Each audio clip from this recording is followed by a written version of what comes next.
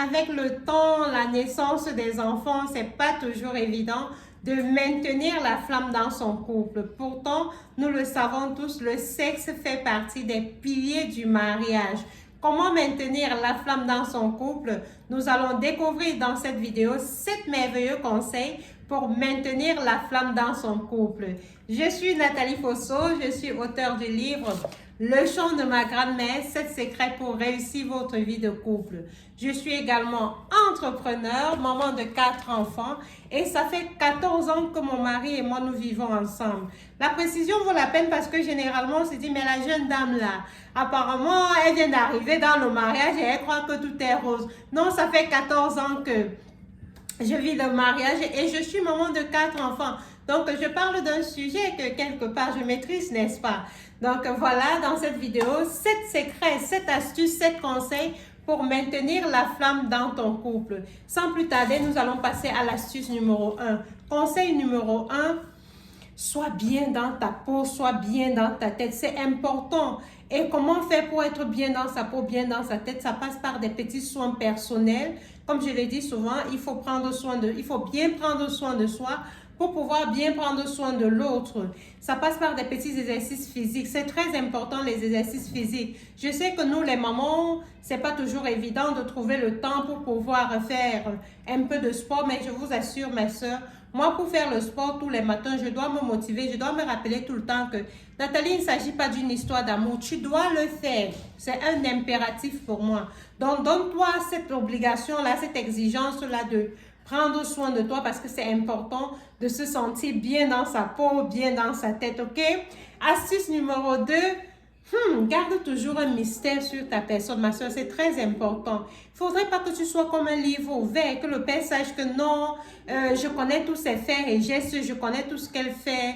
Non, il faudrait toujours que parfois il se pose même la question que, mais attends, la fille là, de toute façon, je la vois là, est-ce qu'il n'y a pas quelqu'un qui guette mon produit? Nos maris sont des chasseurs. Une fois qu'il sait que tu es son acquis, il va partir chercher.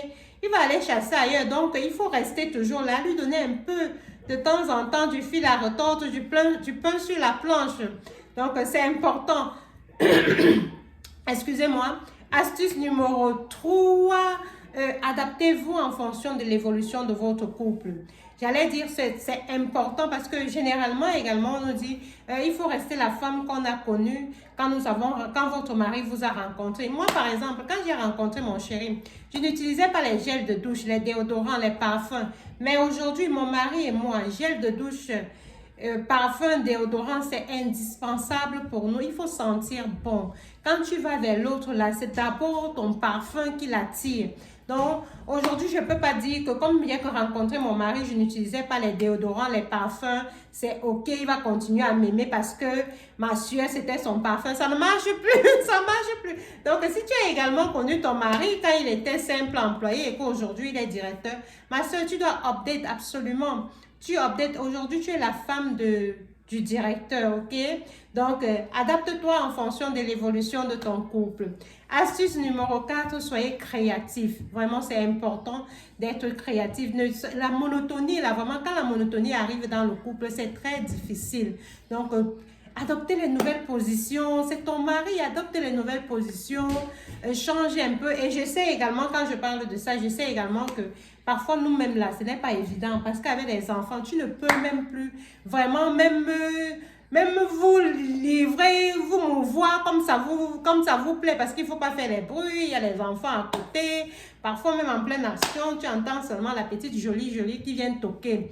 Vraiment, je vous assure, c'est pas facile. Mais on trouve un peu le moyen de pouvoir... même malgré tout cela, de pouvoir changer parfois de position, de pouvoir adopter de nouvelles choses, de pouvoir faire un peu entrer de l'imagination. Donc, sans toutefois exagérer, ok? Donc, en restant toujours modéré. Astuce numéro 5, vraiment parler sexuellement. Parler de sexe avec votre mari, si vous aimez. Après, peut-être une séance, vraiment faites le briefing. Si vous avez aimé une position, ne manquez pas de mentionner que « Waouh, j'ai aimé telle position. Vraiment, je suis très à l'aise quand tu me prends comme si. » S'il y a une position qui ne vous a pas intéressé, qui vous semble, où vous étiez inconfortable, précisez-le également, ça fait partie. Vous allez passer votre vie avec lui.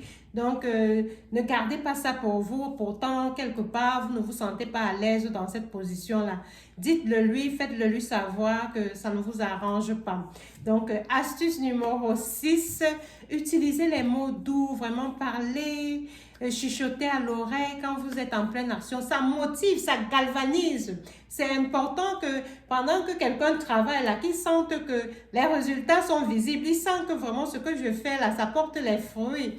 Donc, motivez, faites les bisous, les câlins, chuchotez les mots doux, dites les je t'aime, c'est très important, vraiment. Ça galvanise, comme je l'ai dit tantôt, c'est très stimulant, ça motive. Astuce numéro 7, vraiment, lâchez-vous complètement. Lâchez-vous, dites-vous à chaque fois que c'est ma responsabilité de rendre mon mari heureux sexuellement, c'est ma responsabilité de satisfaire mon mari. Il n'ira pas ailleurs pour être satisfait. Donc ici, je dois me donner à fond, je dois vraiment moi-même trouver le plaisir, c'est ma responsabilité d'être épanouie sexuellement. Personne d'autre ne le fera à ma place. Mon mari doit trouver le plaisir avec moi, uniquement avec moi. Donc c'est important, voilà, cette astuce, cet conseil pour pouvoir garder, maintenir la flamme dans son couple. Pour récapituler, on va dire, astuce numéro 1, vraiment astuce numéro 1, soyez bien dans votre tête, dans votre peau. Astuce numéro 2, gardez toujours un mythe sur votre personne, c'est très important. Il faut toujours qu'il y ait un petit mythe sur votre personne. Astuce numéro 3, adaptez-vous en fonction de l'évolution de votre couple. Astuce numéro 4, soyez créatif.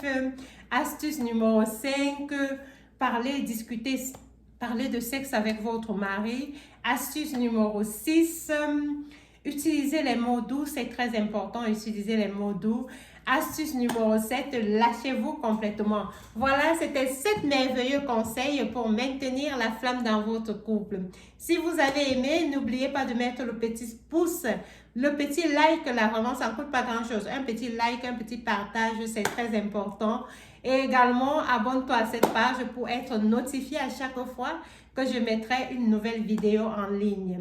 Une fois de plus, je suis Nathalie Fosso, je suis auteur du livre Le chant de ma grand-mère, 7 secrets pour réussir votre vie de couple. Je suis également entrepreneur, maman de 4 enfants et ça fait 14 ans que je vis le mariage.